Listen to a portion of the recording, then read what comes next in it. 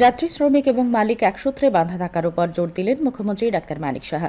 রাজ্যে একটা সময় মালিক শ্রমিকের মধ্যে বিভেদ তৈরি করা হতো বলে অভিযোগ করেন মুখ্যমন্ত্রী। বলেন, বর্তমান সরকার সবকা সাথ সবকা বিকাশের লক্ষ্যে কাজ করে চলেছে।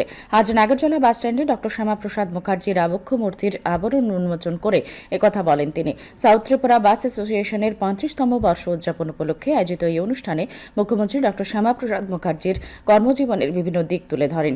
অনুষ্ঠানে ভারতীয় মজদুর সংঘের রাজ্য শাখার সভানেত্রী দেবশ্রী কলই, কর্পোরেটর অভিজিৎ মল্লিক, টিআরটিসি এর board of director Shyamal Kumar Deb, অ্যাসোসিয়েশনের সভাপতি কমল দেব, মার্কফেডের ভাইস চেয়ারম্যান সঞ্জয় সাহা প্রমুখ উপস্থিত ছিলেন। অনুষ্ঠানে প্রবীণ বাস ব্যবসায়ীদের সংবর্ধনা জানানো হয়।